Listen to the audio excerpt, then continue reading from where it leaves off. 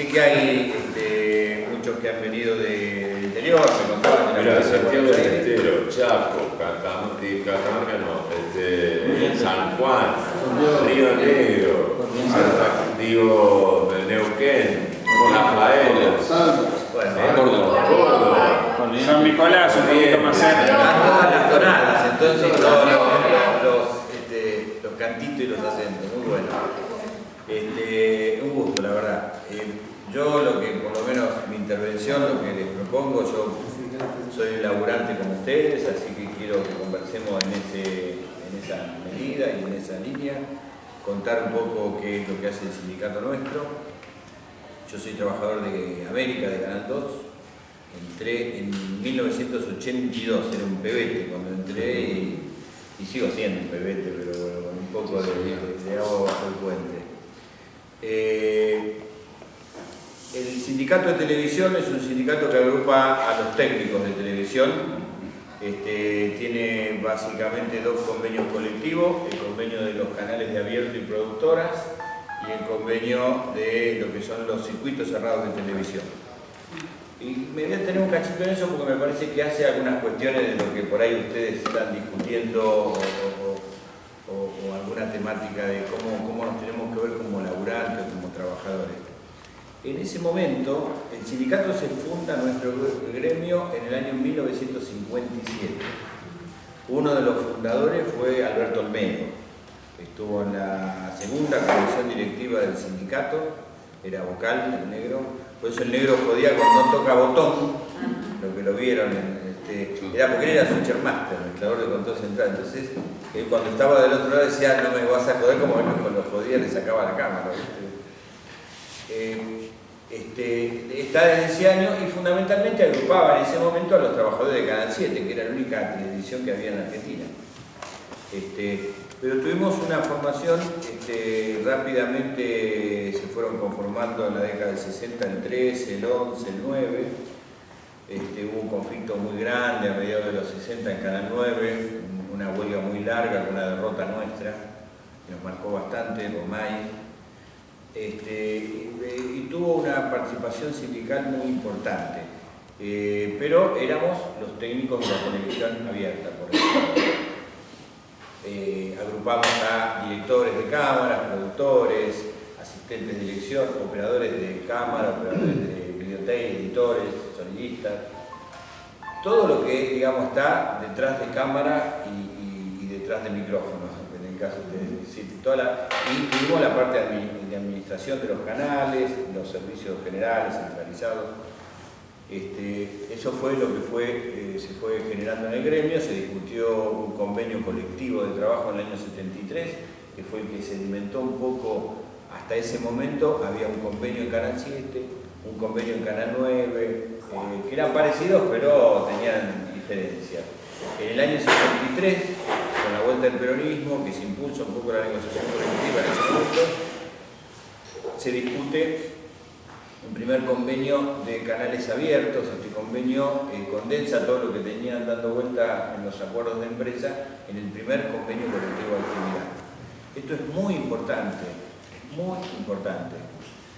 Argentina tiene una regulación en cuanto a la legislación laboral que es distinta a beneficio de los trabajadores, es distinta de la que tiene la gran mayoría de los países en general de América, y en Europa se ve en algunos países el tipo de negociación colectiva que tenemos nosotros, está en Alemania, está en Francia, pero digamos en el resto de América, esto que es la negociación colectiva, las paritarias de actividad, y que se discuta en una sola discusión toda la actividad completa, es un distingo del movimiento sindical argentino y de la legislación argentina, heredado del peronismo, del primer peronismo, donde se fueron estableciendo estas pautas y con las leyes que se dictan en la década del 70. Por eso nosotros llegamos en el 63 a ese primer convenio colectivo.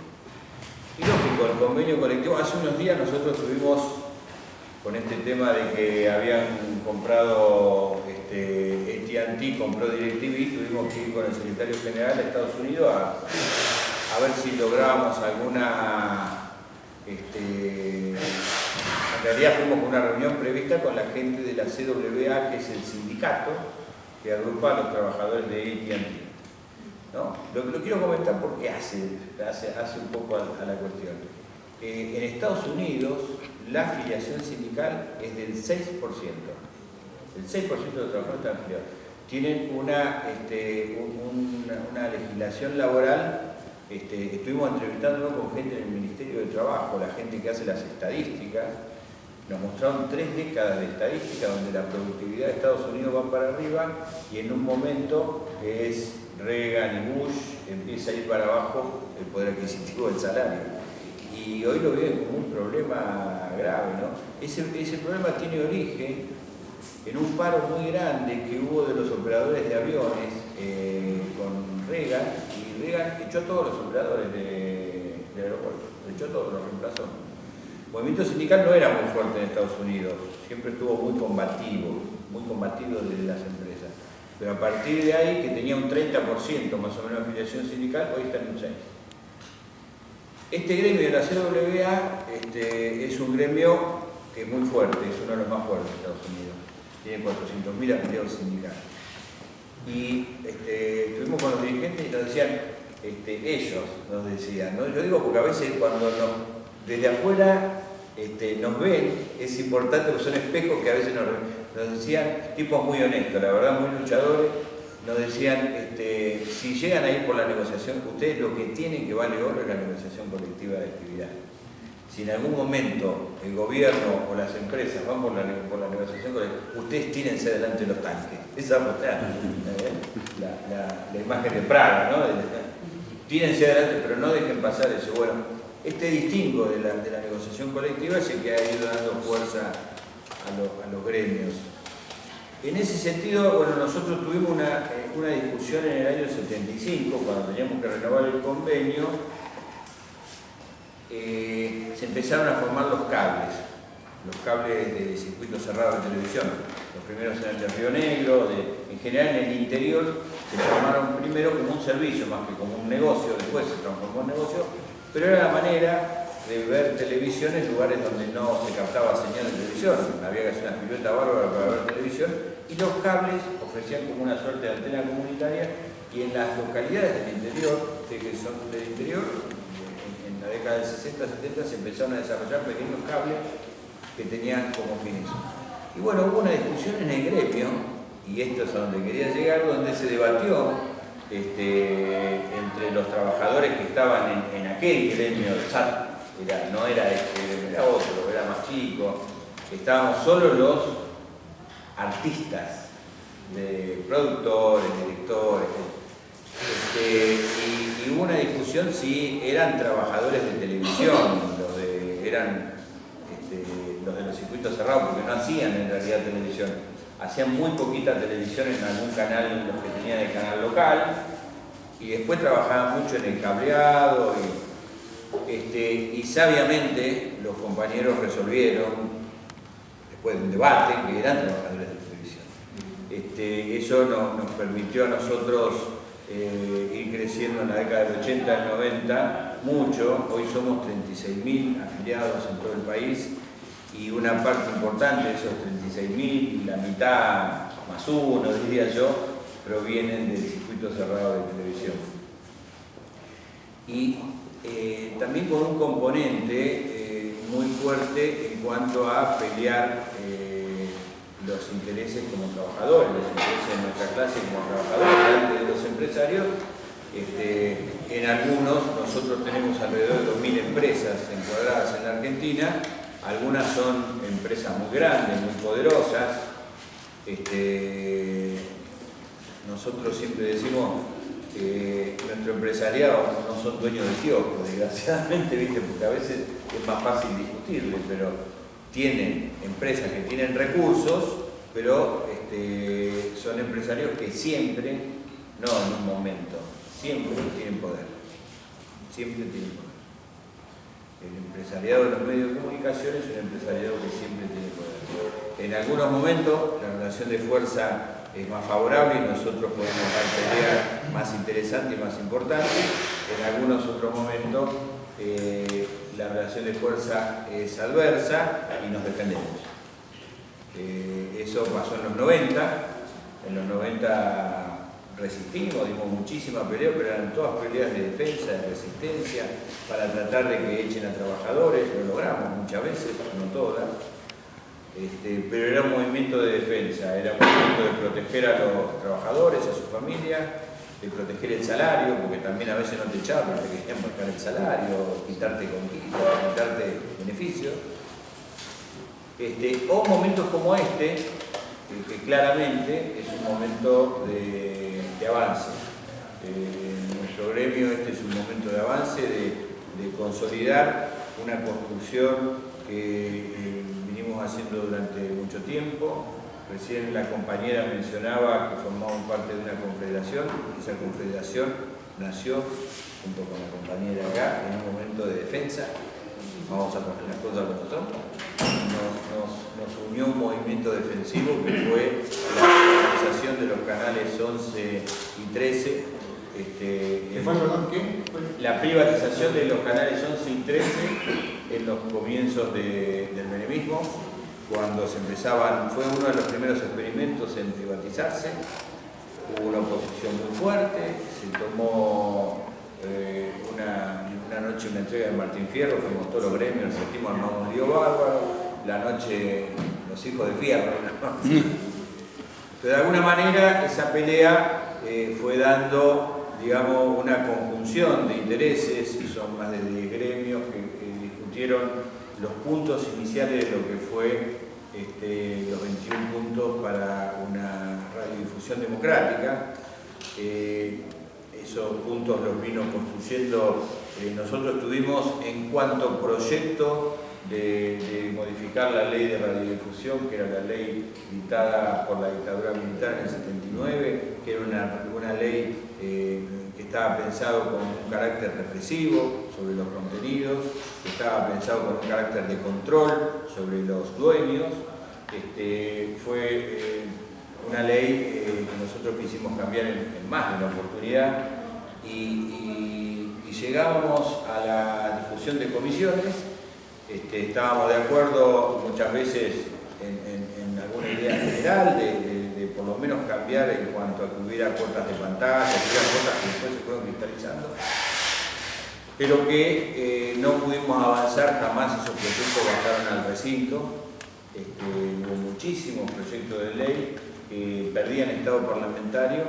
¿Por qué? Porque los intereses, fíjense qué paradoja, que es los dueños de los medios, de alguna manera, lo que buscaban era que esa no ley, que era la ley de la dictadura, ya porque tenía tantas violaciones, digamos, tenía tantos agujeros, estaba perforada tanto, que era la mejor ley que había, porque era una ley inexistente. Entonces, cuando no hay regulación, lo que priva es la ley de la selva. Y en la selva, los animales grandes se comen a los chiquitos, y ahí ellos, los grandes, eran donde apostaban a mantener el status quo. Ninguno de los medios apostó nunca a tener una regulación nueva, la bloqueó como pudo. Y bueno, en ese sentido, haber logrado que la presidenta Cristina tomara el tema en un momento y lo tomara como bandera propia, para nosotros fue muy importante. Lo apoyamos con mucha consecuencia. Hicimos las observaciones, nosotros hicimos muchas observaciones a la ley, pero digo, para rescatar algunas cosas simplemente muy brevemente, pero a cumplirse ahora 6 años de la sanción de la ley, es un buen momento de hacer un balance. Yo digo, hay cosas que son importantes que por ahí, si uno no las rescata, pasan desapercibidas. Antes de esta ley, los únicos que podían ser dueños de un medio masivo de comunicación eran empresarios con fines de lucro. Es decir, estaba recortado a una clase social, esos eran los únicos que podían tener propiedad de medios de comunicación. Y uno sabe que los medios de comunicación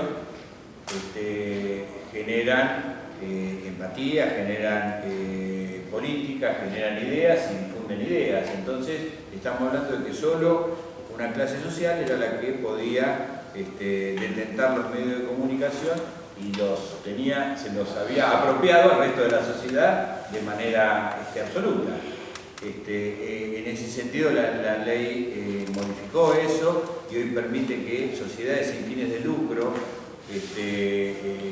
canales universitarios, cooperativas, que tienen otros intereses. No quiere decir que sean todo, esto no es perfecto, digamos, pero abrió el panorama a que tengan los distintos sectores de la sociedad puedan ser propietarios de medios de comunicación. La posibilidad, después hacerlo es otro desafío, pero la posibilidad quedó grabada en la ley y eso es muy, pero muy importante. También lo importante para nosotros es las cuotas de producción nacional. Hay una definición de cuota de producción nacional que queda regulada en la ley. Ustedes saben que cuando nosotros miramos los contenidos audiovisuales, además de consumir cultura, consumimos todo lo que viene ahí. Consumimos cigarrillos, vaqueros, bebidas. Entonces, es muy importante que haya cuotas de producción nacional. No pudimos poner ficción, no aceptamos, pero nos falta la definición de qué dentro de esa cuota, qué géneros tienen que estar, ¿no es cierto? Pero hemos tenido un avance en eso de que tiene que haber producción nacional. Eso de producción nacional son puestos de trabajo también, se traducen en puestos de trabajo.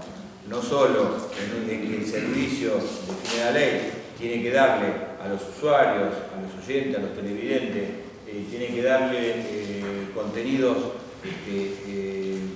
propios, digamos, sino como una idea de producción propia argentina, sino que además genera, a nosotros nos interesa, puestos de trabajo para técnicos, para locutores, para actores, en fin.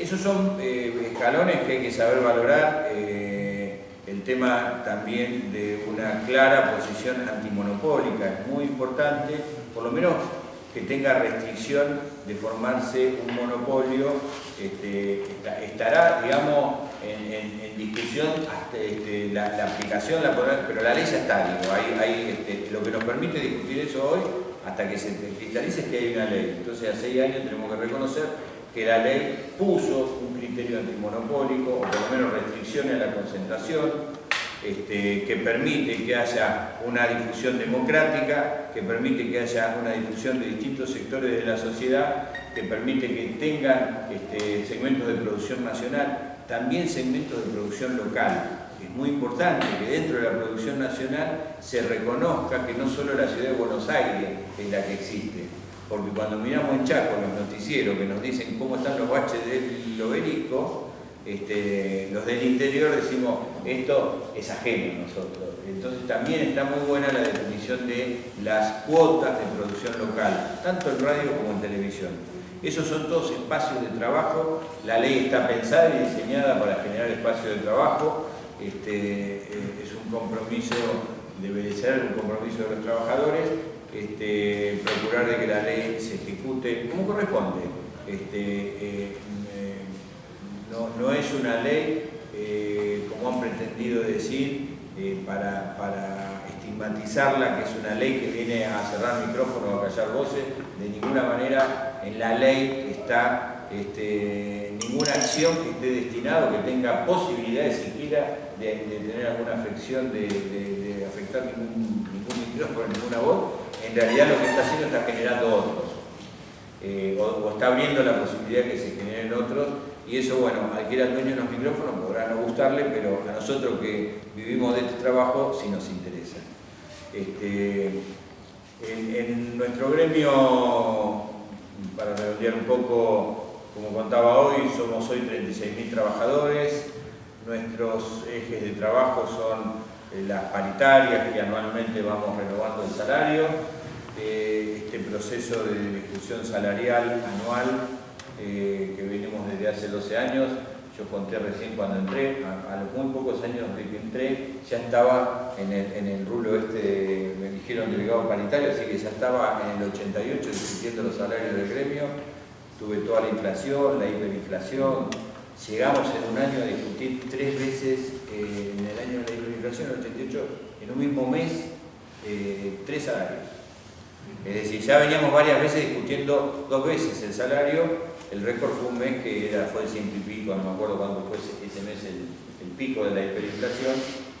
Esto es el final de Alfonsín, ¿no? Del gobierno de Alfonsín, y para poder conservar, nosotros firmamos a principio del mes, acordamos el 30%, a mediados del mes ya no valía ese acuerdo que habíamos hecho, siempre perdíamos, firmábamos unos, no sé, 40% de aumento y la inflación picaba al 60%. Y a final del mes tuvimos que volver a firmar este salario. Y después se interrumpió la discusión salarial, hubo un congelamiento en la década del 90, no se discutió salario y además hubo realmente desde el propio Estado una posición, como contábamos hoy en otros países, ¿no? Antisindical. Es decir, la idea era, vos andate del sindicato, andás fuera del convenio, los premios están ahí y el esfuerzo y el castigo están los que quedan sindicalizados. La verdad que los compañeros, uno los tiene que valorar, en ese momento que estábamos muy a la defensiva, tuvieron una lealtad con su organización, ¿no? Con la organización que los cuidaba y que los protegía, sabían que eran cantos de sirena, y los compañeros que se fueron de convenio, unos años después estaban golpeando la puerta del sindicato para volver a convenio. Esto fue la parábola de lo que a uno le pasó al menos. Y lo cierto es que en estos 12 años que venimos con paritarias, el poder de compra de nuestro salario, nosotros tenemos una Secretaría de Estadísticas que trabaja con el salario del año 75, lo trae acá a la fecha, vamos viendo el poder de compra que hemos tenido en distintos momentos. Estamos en el poder de compra más alto de toda la historia de nuestro gremio. Entonces, algo para tener claramente, para no tener ningún tipo de confusión, nuestro pico salarial había sido el mes de julio de 1975, cuando se firma el segundo convenio colectivo de actividad. Ese mes es ocasión que se produce un proceso inflacionario que se llama el Congregazo, que voltea al ministro de Economía del gobierno de Isabel. Y en realidad, como demoramos 60 días en aplicar el aumento salarial, cuando lo aplicamos ya se había desvalorizado. Sí, pero aún con ese atenuante, como si hubiera estado aplicado en el momento, quiero contarlo, ya superamos esa marca que había sido la más alta. Y estamos bastante más altos que ese momento. Y otro elemento, otro dato duro es nosotros a final de la década del 90, digo final porque incluyo el final del siglo en ese momento. Los 90 duraron hasta el 2003 acá. Éramos 9.300 trabajadores. Habíamos llegado a ser 10.500 y nos pasó por primera vez en la historia que estábamos en ese proceso de pérdida, de defensa, de derrota. No, de resistencia, ¿no? De pelea resistente, era defendiendo puestos de trabajo, y éramos 9.500 trabajadores, 9.700 fue el número que teníamos en el año 2003, y habíamos ido a algo más de 10.000, 10.500, o sea, estábamos perdiendo puestos de trabajo. Ahora, tardamos desde el año 57 hasta el año 2003 para ser 10.000 trabajadores. Pongámoslo en ese número. Desde el año 2003 para acá crecimos de 10.000 trabajadores a 36.000 que somos hoy. No es la ley de medios, y sobre todo hay un elemento que acá hay que reconocer con mucha claridad y tener mucha claridad, que es una política de intervención del Estado en promover contenidos. Hay financiamiento para producciones de ficción, de producciones de documental que se están haciendo a lo largo y ancho del país. Es la primera vez que la Argentina financia contenidos de televisión. Financió, hasta ahí, había financiado solamente contenidos de cine. a través del INCA. Es la primera vez que el INCA empieza también a subsidiar concursos federales para contenidos audiovisuales de televisión. Pero la verdad que el corazón del crecimiento ni siquiera está ahí. Vamos a poner, hay un crecimiento todavía mayor por delante. El corazón del crecimiento está en la recuperación económica que tuvo la Argentina. Eso fue alrededor del 2006, nosotros ya empezamos a sentir la reactivación económica y empezamos a sentir cómo se generaban pedidos de puestos de trabajo y fue un crecimiento incesante que no se detuvo hasta hoy. Aleatoriamente está toda esta política de incentivo de puestos de trabajo que ha generado un refuerzo, una presión más sobre la producción de contenidos. Hay una cantidad de horas muy importante de contenido que se viene realizando desde estas políticas de incentivo y de promoción de contenidos.